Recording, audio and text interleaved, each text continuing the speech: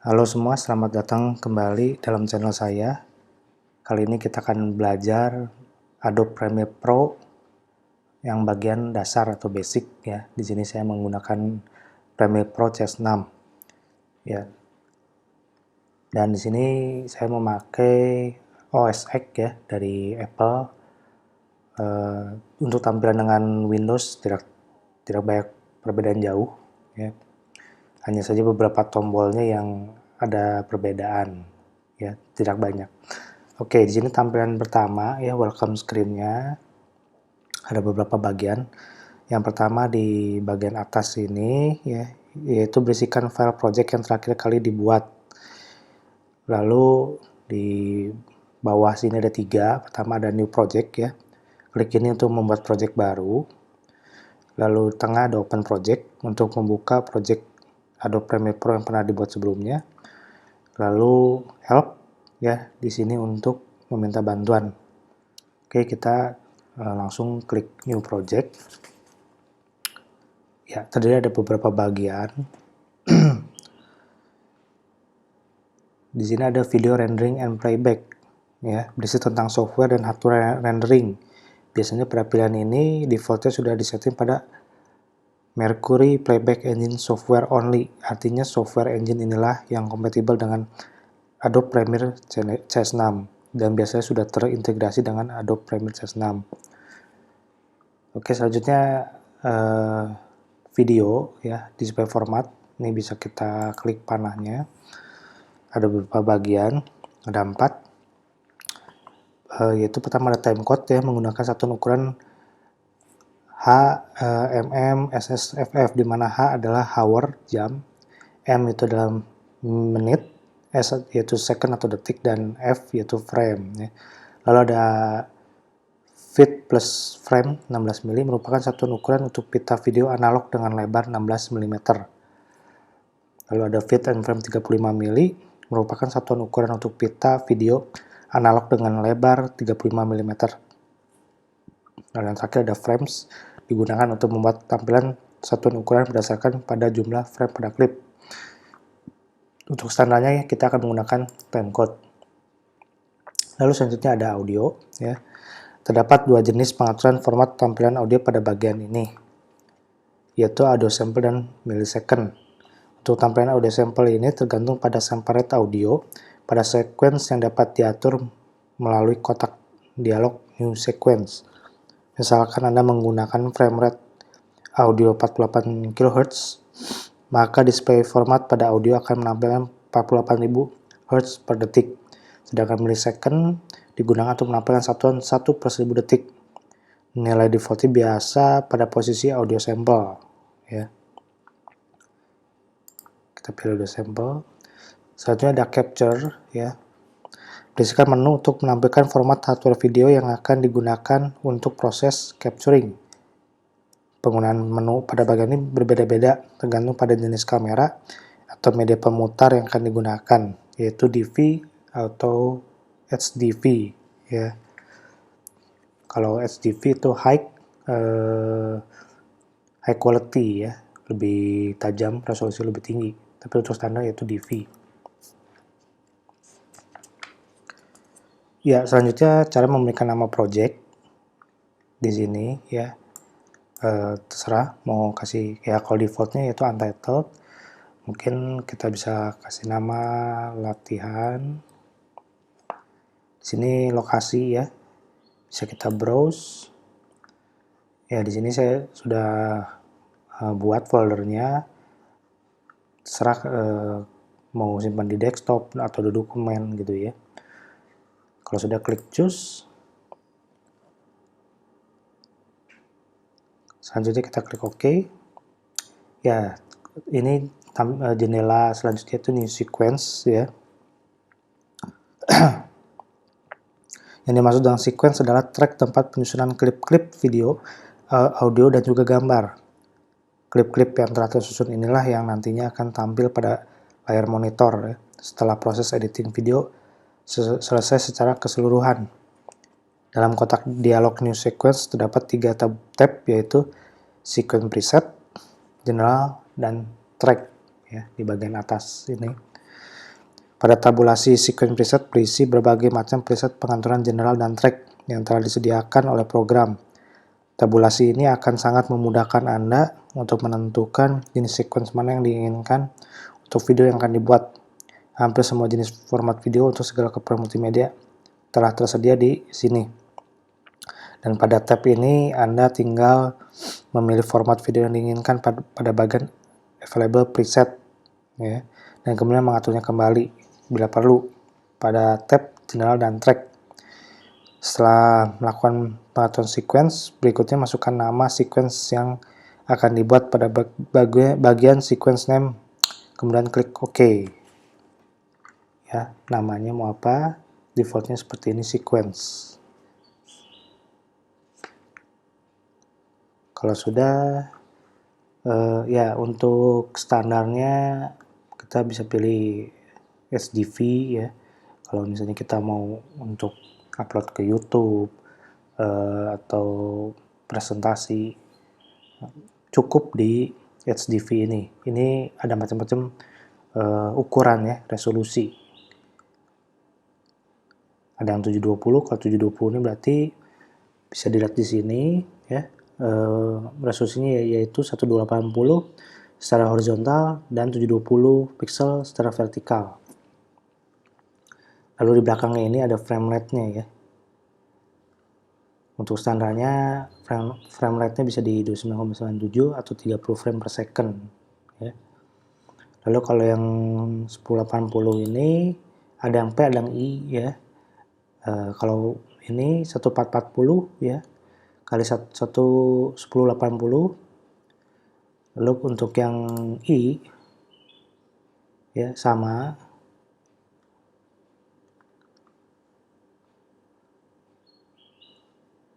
ya,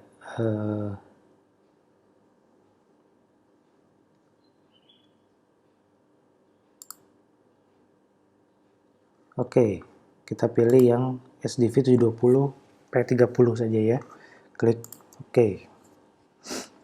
Ya, ini kita sudah masuk ke tampilan dari ruang kerja dari Adobe Premiere. Oke, saya jelaskan.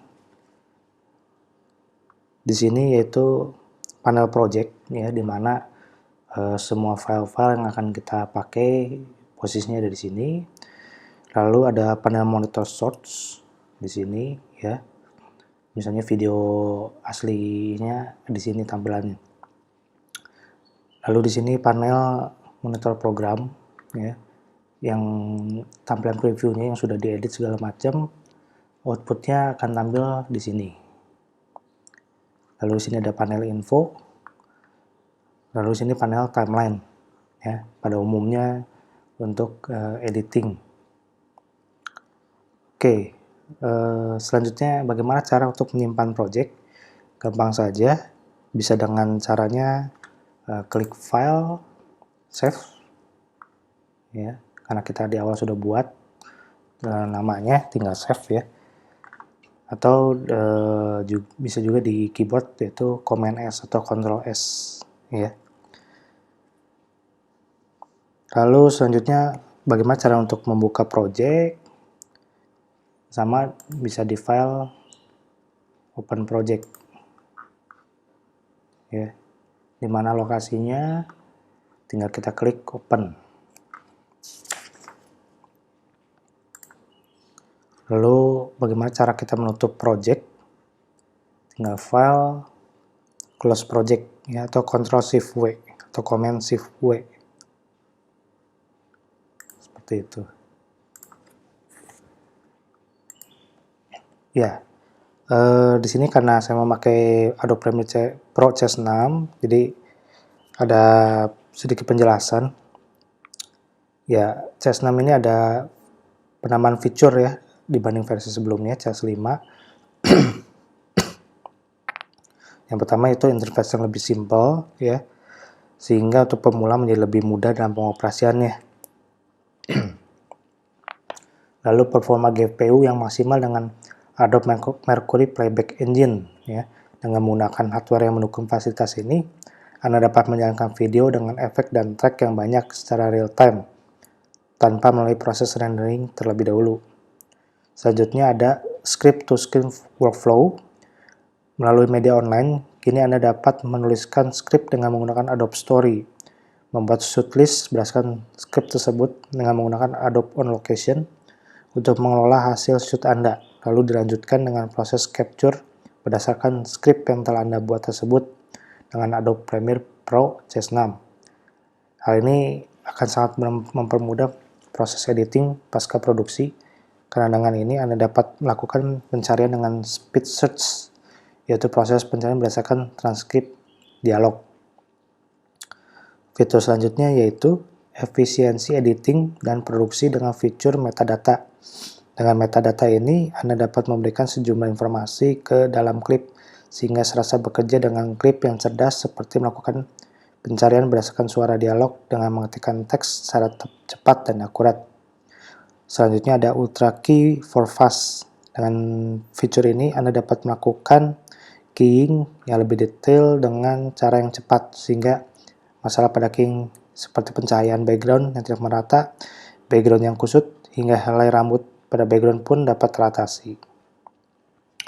Fitur selanjutnya yaitu Dynamic Link untuk Adobe Encore CS6. Kini Adobe Dynamic Link tidak hanya dapat digunakan untuk menghubungkan program Adobe Premiere Pro dengan Adobe After Effects saja, ya.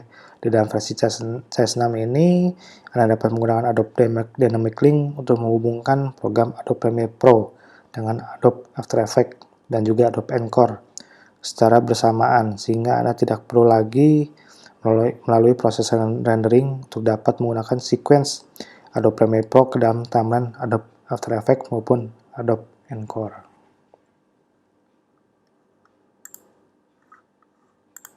Baik, saya akan lanjutkan selanjutnya bagaimana cara pengaturan preferensi, ya. Yang pertama yaitu pengaturan shortcut keyboard.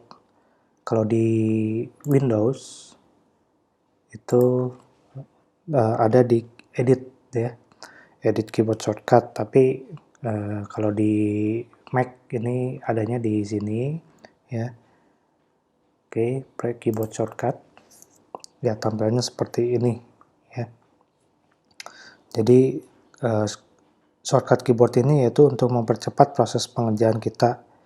Anda dapat menggunakan shortcut keyboard untuk mengimport klip, memasukkan klip ke dalam timeline, memperbesar atau memperkecil tampilan timeline, dan sebagainya. Namun terkadang masih terasa kurang pas, ya, dengan shortcut keyboard yang telah disediakan oleh program.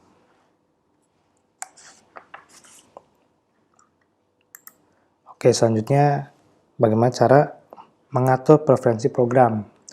Kalau di Windows yaitu di edit, ya. Untuk di Mac di sini, ya, aplikasinya preferences, kita klik pertama yaitu general, ya. Halaman general dalam kotak dialog ini berisikan perintah-perintah untuk mengatur preferensi program secara umum, seperti pengaturan durasi, efek transisi video dan audio, pengaturan durasi gambar, pengaturan scrolling timeline, dan juga pengaturan bins, ya. Semua ada di sini. Ini defaultnya, gitu, ya. Tidak diubah pun tidak masalah. Lalu selanjutnya ada appearance, ya. Digunakan untuk mengatur gelap terang tampilan panel pada Adobe Premiere Pro. Bagian ini hanya berisikan sebuah slider brightness. Bisa kita mainkan, ya, tergantung kenyamanan kita bekerja, gitu, ya. Ya, ini tampilan seperti putih, ini gelap, gitu, ya. Atau kita bisa klik default kembali seperti awal. Selanjutnya ada audio. Ya, pada halaman ini Anda dapat mengatur ulang audio mix, channel mapping, dan otomatisasi pada keyframe audio, ya. Selanjutnya ada audio hardware. Halaman ini digunakan untuk menentukan hardware audio dan mengatur setting ASIO yang digunakan untuk merekam audio. Pada setting ASIO ini, Anda dapat mengatur perangkat input dan output yang digunakan. Selain itu, Anda juga dapat mengatur buffer size audio dalam project yang Anda buat, ya, buffer size-nya sini. Selanjutnya ada audio output mapping, merupakan istilah yang digunakan untuk mengatur pemetaan output audio. Berbeda dengan pengaturan pada audio hardware, bagian ini digunakan untuk menentukan jalur output hardware audio yang telah diatur sebelumnya pada preferensi audio hardware. Selanjutnya ada autosave. Secara default, Adobe Premiere Pro secara otomatis akan menyimpan project Anda setiap 20 menit ya, hingga 5 kali. Sehingga apabila ada kesalahan pada pekerjaan yang sudah terlanjur disimpan oleh autosave, Anda dapat mengembalikannya pada autosave sebelumnya hingga 5 kali. Untuk mengatur ulang fitur autosave pada program ini, masukkan nilai-nilai baru pada bagian automatically save project. Ya. Bisa diubah. Selanjutnya ada capture. Preferensi ini akan menentukan bagaimana Adobe Premiere Pro mentransfer video dan audio secara langsung dari kamera yang masih menggunakan kaset TV. Isi pada halaman ini tergantung pada mode editing yang telah ditentukan sebelumnya. Jika Anda mengcapture dengan menggunakan footage TV, Anda tidak perlu mengatur ulang preferensi ini. Selanjutnya ke device control. Preferensi ini digunakan untuk menentukan bagaimana program akan berinteraksi dengan hardware untuk playback atau recording pada saat Anda melakukan proses editing. Ya, di sini device-nya. Kita lanjut ke label color. Warna label pada item dan klip dapat diatur ulang ya melalui halaman ini dengan cara yang sangat mudah. Ya, tinggal kita klik saja kotak warna yang terletak di sebelah kanan, nama warna kita atur ulang ya. Nah, misalnya ini tinggal pilih yang mana, oke ya. Lalu selanjutnya ke label default. Halaman ini digunakan untuk memberikan warna label untuk setiap jenis klip yang terdapat pada panel project. Warna label yang tampil pada menu ini tergantung pada warna yang telah disesuaikan sebelumnya pada halaman label color.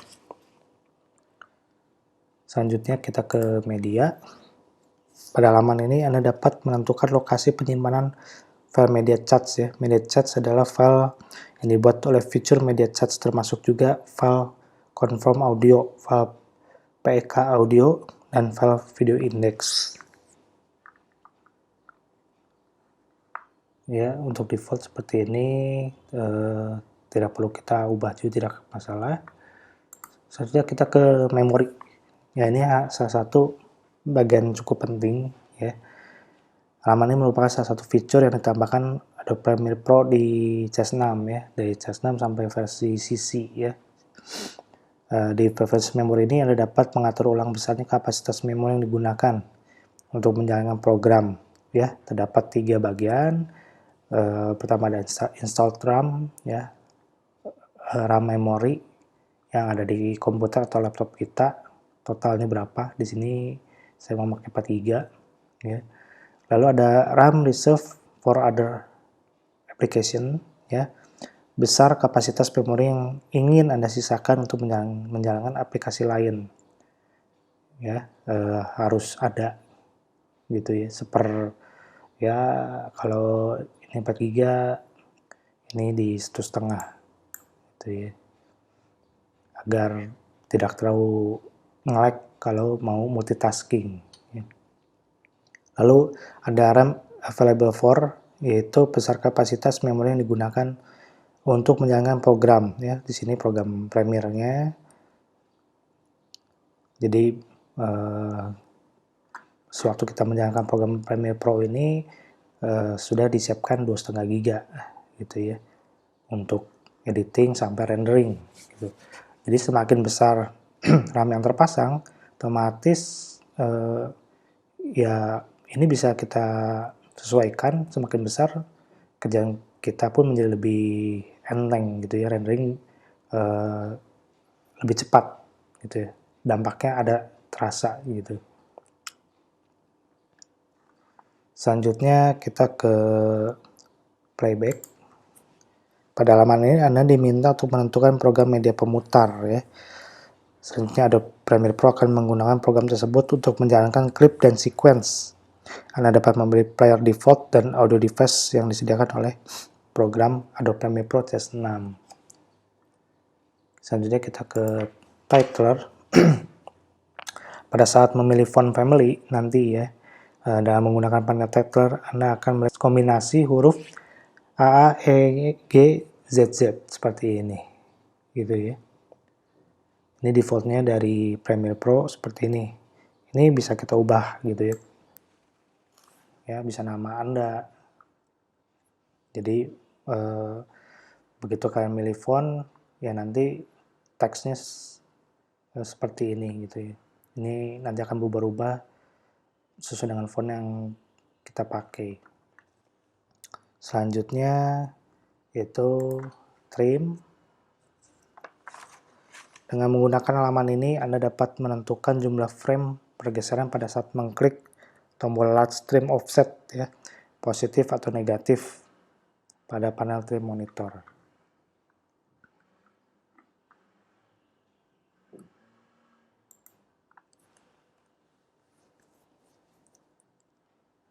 Oke, itu sebagian penjelasan dari Adobe Premiere Pro ya pada bagian dasar.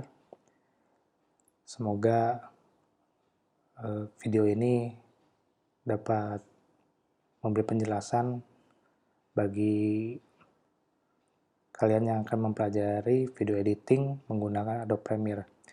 Jangan lupa untuk like, subscribe, dan share channel ini, video ini ya.